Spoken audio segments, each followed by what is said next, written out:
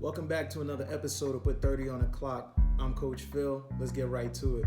One of the things that's going to happen to you as you grow in this game, as you get better in this game, one of the things that's going to happen to you is that you're going to start to separate yourself from people, right? We've already gone over that. But one of the ways you separate yourself is not just through talent, but you're also going to separate yourself in how you look when you're working out. So now I'm not talking about fans. I'm not talking about people watching you at the game. I'm talking about amongst people who know you and some people who may get the opportunity to see you train to become the player that you want to be, right? You are going to end up looking very crazy. You're going to be looking pretty wild out in these streets when people get a chance to see you work out. It's often the reason why the best players tell you to work out, at times where people ain't around. Go places where people not at. You know what I'm saying? They get their work in private. It's for a reason. It's because, you don't want people to see what you're doing. You don't want them to see what you add into your bag. You want it to be a surprise. You know what I'm saying? No leg up for the competition. But at the same time, you're going to be looking pretty crazy, right? And real athletes, especially the elite, have become accustomed to being able to block out what regular people have to say. So just a quick sidebar before we continue. If you're a hooper and what regular people have to say, regular people meaning non-hoopers, people who don't pay the price to get better. If their opinions start to matter to you, amongst other hoopers, you kind of get exposed as a non-hooper and they kind of see right through you. So if you notice that those people start walking away from you, or the conversations start to change, or you come into the circle and they start dispersing, it's for a reason. They're hoopers and they see you as a non-hooper because you allow what other people to say to you to get to you. So that's just a quick sidebar for that. Now, when you're putting in that work and you're doing your thing, right, you have to understand that to the normal person, you are going to look like an insane person. You're going to look like you need to be locked up and institutionalized, because it's not just what you do, but it's also how you do it. I'll give you an example. Let's start with what you do, right? Let's say you're in the weight room and you need to get stronger.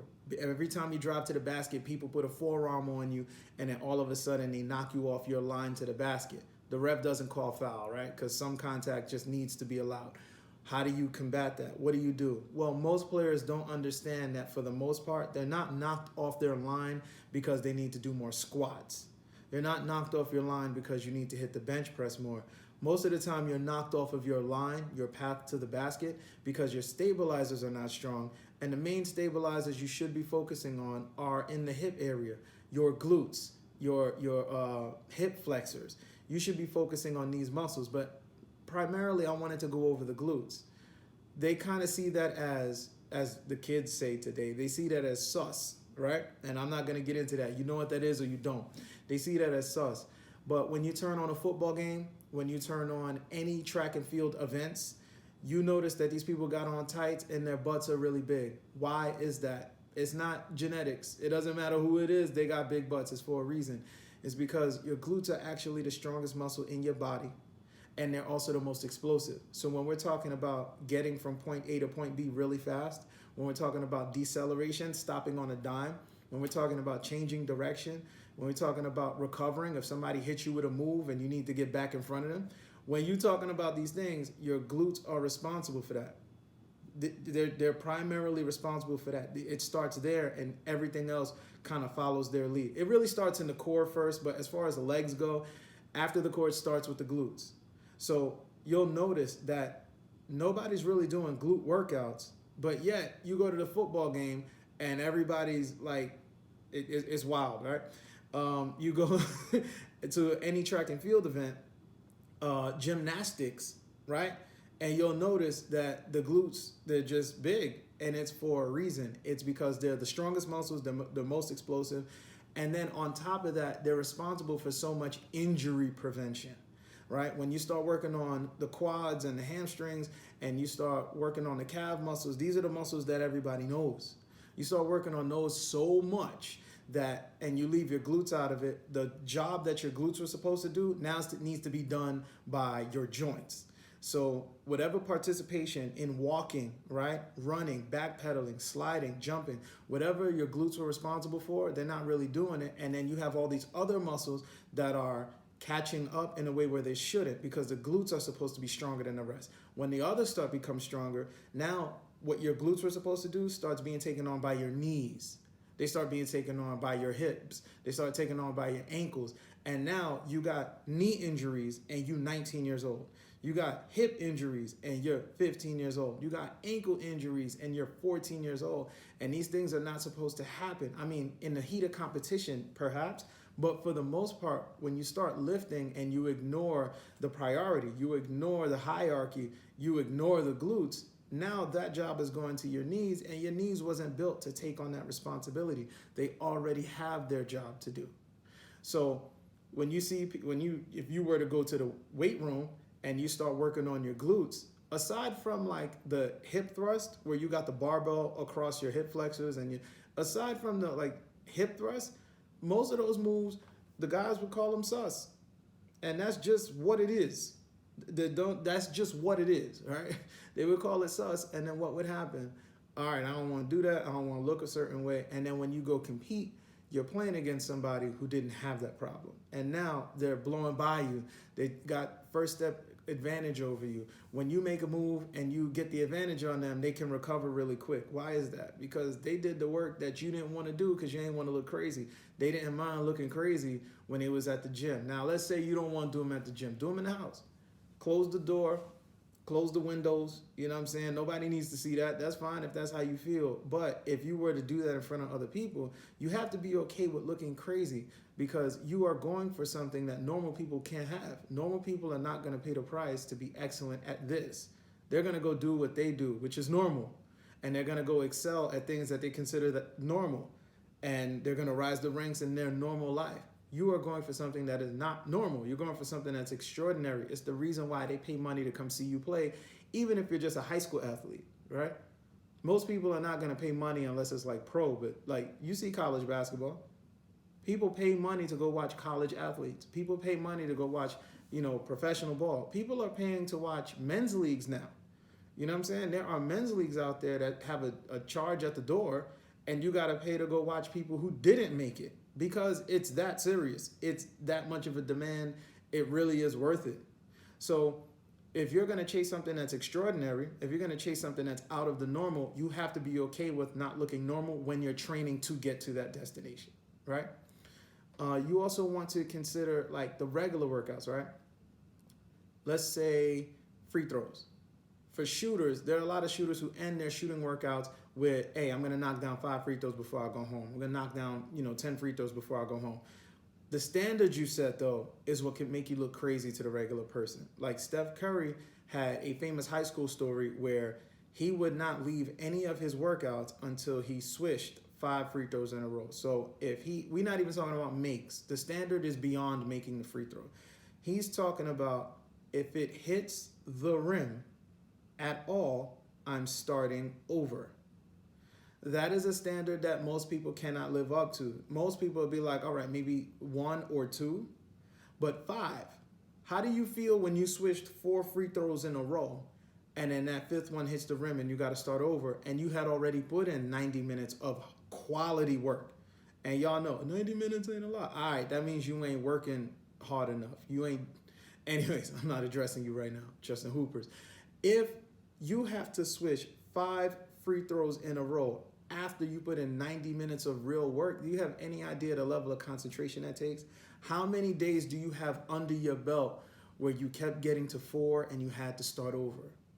For all we know, you've probably gotten to a point where you've gotten to 4 and had to start over, and the free throws was longer than the workout, right?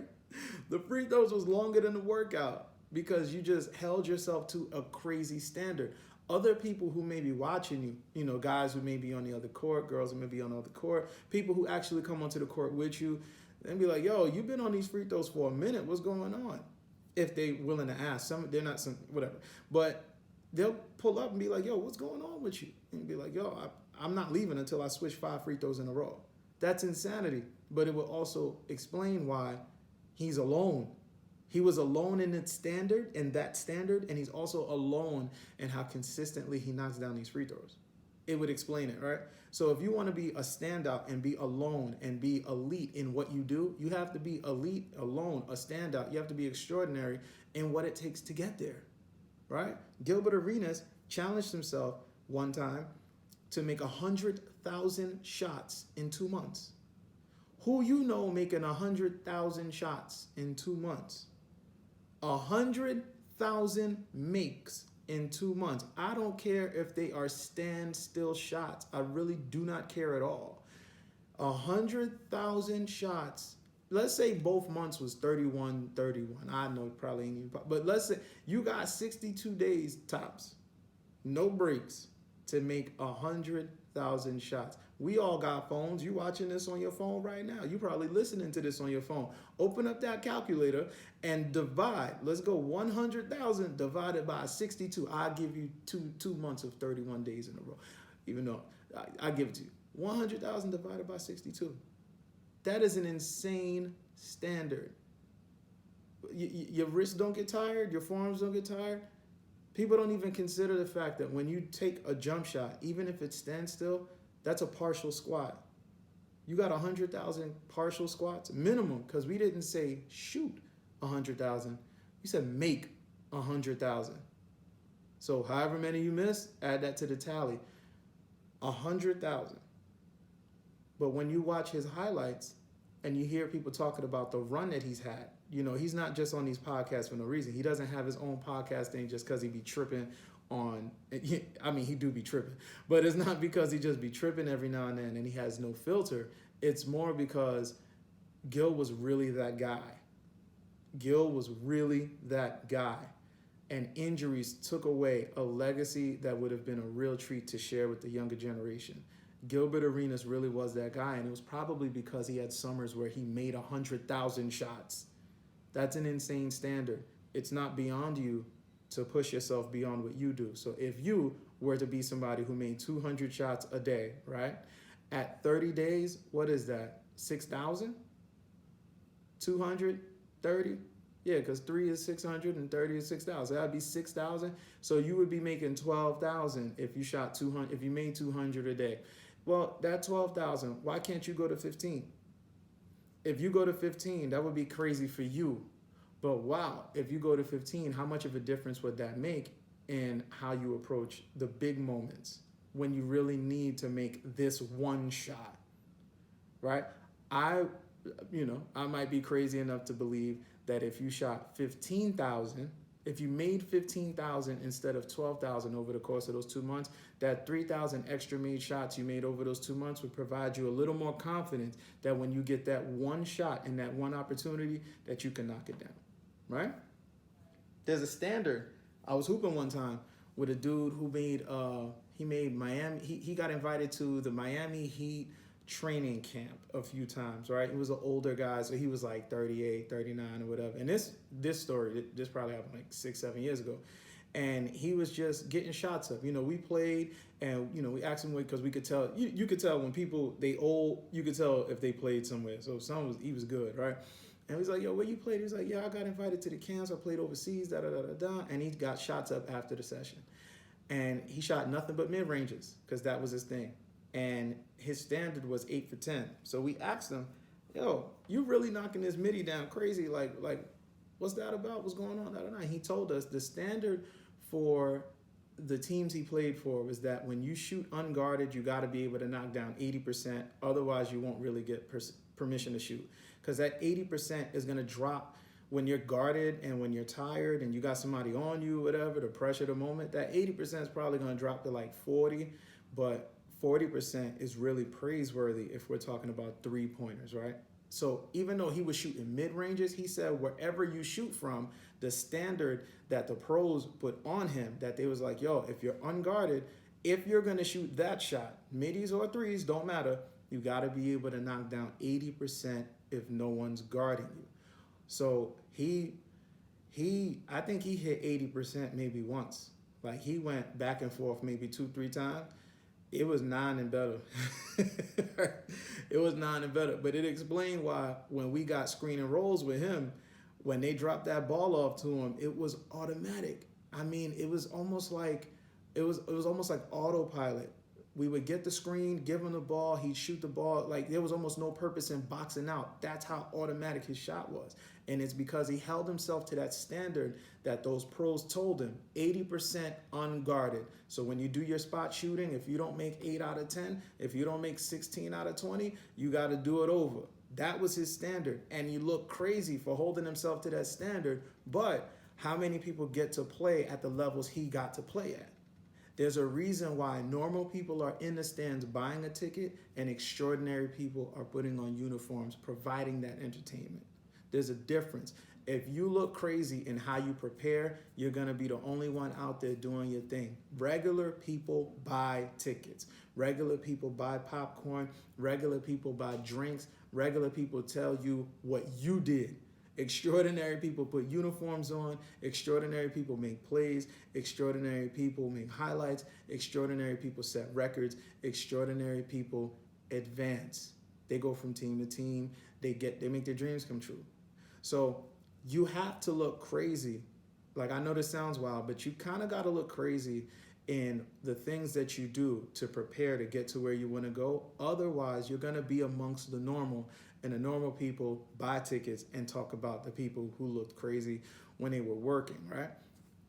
I want you to also think about not just how you prepare, not just how you lift weights and all of that, right? Not just that, but I also want you to think about like your diet.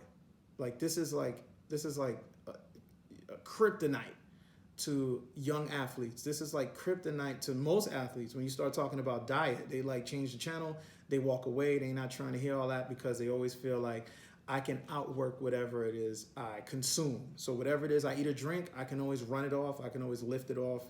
I don't have to work that hard. I don't have to like watch my diet, right? And the crazy thing about that is no hooper is ideally perfect, right? There's always something to do.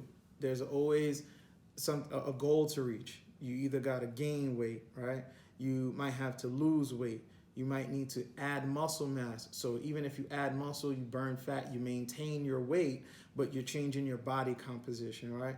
And there's no way to do that if you do not research or get help from a professional in regards to what you're consuming daily. There is no change that's going to happen unless you change those habits, right? You know that. You've heard that. You understand it. You've even tried it. You've done it. You've seen it to be true.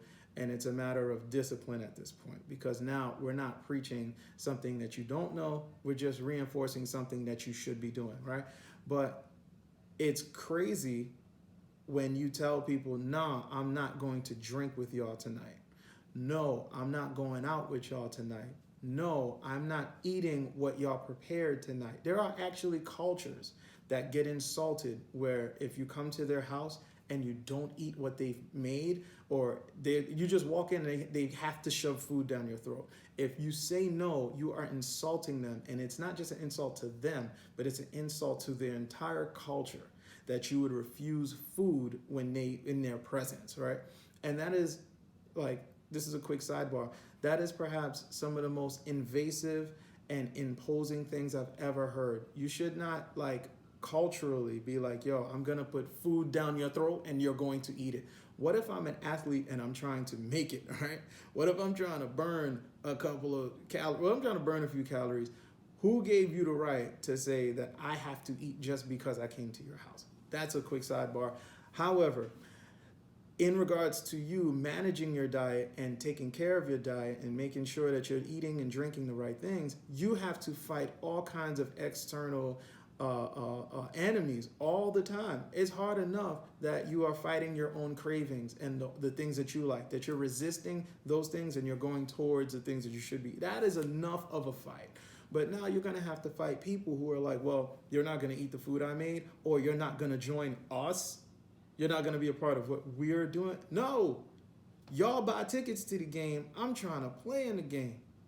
I can't be involved. And you'll be surprised that you taking a stand and holding on to your very diet, just trying to do the right thing for yourself, will actually upset other people. You trying to be good at what you do, you just trying to be great, will upset other people. It is unimaginable, but it's the reality. A lot of us have been raised in cultures where if you don't eat with everybody, you're not one of us. If you don't eat what we're eating, you're not one of us. If you don't do what we're doing, you're not one of us. Well, it's like, well, y'all buy tickets to the game. I'm playing in the game. I can't do what you do because what I want is better than that. Unfortunately, you might have to lose a friend or two. They'll get over it because they'll realize how invasive they were. But in the moment, you're going to piss a few people off just because you want, like, I don't know, you want to, like, succeed, which is, that's insanity to me, but that's what it is. Yeah, you have to protect your diet against your own cravings and other people. And those other people are close to you. They're family. You're going to have to piss off some family. Ain't that wild? Ain't that crazy? You got to piss off family just so you can make it as a hooper. Then you also have to consider, like, rest. How do you go to sleep? How many hours a day do you get? What does sleep actually do for your body? It's more than just I'm tired, I go to sleep. It's more than just I'm hungry, I eat. What does sleep actually do? Sleep is where your gains are made. If you're a bodybuilder, sleep is where the growth happens. If you're a hooper, sleep is where the growth happens. Rest and I'm talking like that deep sleep, that REM sleep. Sleep is where the gains actually happen. You destroy yourself with the workouts. You eat to facilitate and to be a part of whatever goal you've set for yourself. So you eat, whether it's to gain weight, lose weight, maintain whatever you got going on. And the growth happens in rest.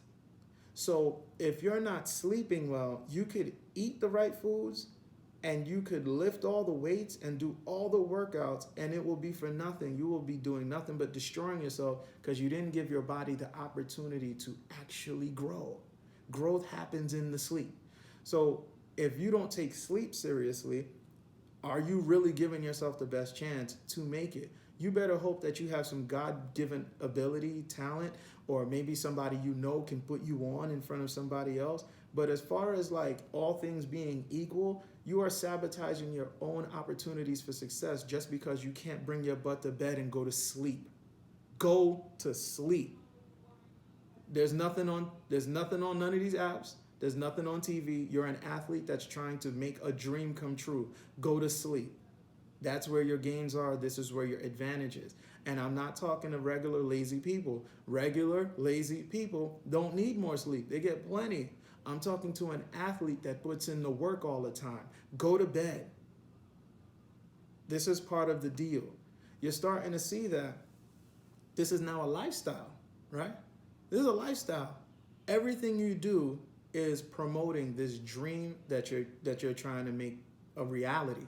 Everything that you do is feeding this monster that you want to bring to life. And you can't afford to just be like, you know what, I'm gonna lift, I'm gonna eat the right foods, I'm gonna drink my water, I'm gonna do all these things, and I'm just not gonna rest. You are sabotaging yourself. You are killing your own opportunities to be successful. Now, you got something God-given like Allen Iverson or Michael Jordan where you don't need sleep, cool. But how many of them are actually how many of them exist, right? You want to roll a dice that you're 1 out of a billion? Feel free. I'll talk to the other 999,999,999 people and say, go to sleep. Go to bed. There's only 24 hours in a day. So taking care of your diet, making sure you're doing your work, making sure you're lifting the right way, watching film, talking to the right people, networking with the right hoopers who can get you in the right situation, talking to different coaches. There's only 24 hours in a day, and that requires that S word that you've heard 100 times but don't really understand until you get involved, which is sacrifice. There's a lot of things you're going to have to sacrifice and give up, not be a part of, not be around. There's going to be a lot of things that got your name on it, and you have to be absent because you're feeding this monster, the monster being the dream that you want to make a reality, right? There's a lot of sacrifice. And that sacrifice requires the D word, pause, that most normal people just ignore. And that D word is discipline. Discipline is rare. That's why it's so desired. Rare is always desirable. Discipline is desirable because most people don't have it. In America, I'm not talking for planet Earth, but in America, most people are overweight. In America, most people are broke, living check to check in major debt. In America, most people are sleep deprived. In America, most people are super, super, super busy. And they're the very same people who sponsor and pay for what the extraordinary people do, what the abnormal people do. The abnormal people actually are in shape. The abnormal people are not broke because they have the discipline to manage their money. They don't make more money. They just have the discipline to manage their money better. The extraordinary, the abnormal people are not dead tired. They go to sleep. The abnormal people create the businesses and the jobs and the products that all the normal people can't seem to live without. And it's as simple as deciding to be disciplined. Now, circumstances, the cards you were dealt, things that are outside of your control, I'm not mad at that at all. But if we're talking about all things being equal, right? If we're talking about averages, the normal people live very stressful and very undisciplined lives, digging into their pockets and paying to watch what disciplined people do. Basketball or not. I'm going to try to say that again in a cleaner way. The normal people in America are tired, broke, and out of shape. And they pay for the disciplined people to watch what disciplined people do. And the disciplined people are in shape, they got energy, and they're not broke. They might not be rich, but they're disciplined enough with their money to not spend it on nonsense, but to spend it on things that matter. To not spend it on nonsense, but to invest in things that matter. And it's really just the discipline part. So, how does that pertain to you? If you ever decide to be disciplined, if you've ever decided to take control of your life, if you ever decide to take control of what you have going on and your future, you have to be okay with the fact that you're going to look crazy. You're going to look abnormal. You're going to look weird because the majority of people who are normal are not disciplined. They don't have control over themselves. They kind of just give themselves up to whoever says the right words the right way. And when you don't join them in that, they're going to react a certain way. They're either going to curse you out, or they're going to ridicule you, joke you, criticize you, say all kinds of things about you, just because you've decided that you are going to live a disciplined life and go after the dreams that you have. You're going to chase them. That is not a normal thing. Chasing your dreams is not normal. It's abnormal. It's weird. It's not ordinary. Ordinary people buy tickets to go watch extraordinary people do their thing. It doesn't matter if it's basketball or not. This is Coach Phil. I appreciate y'all pulling up. I appreciate y'all spending some time with me, man. I just wanted to get this off my chest real quick. So you could have been anywhere else in the world, but you're here with me, and I appreciate that. I'm gone. Send this to somebody who needs it because you know somebody who needs this. Y'all be good.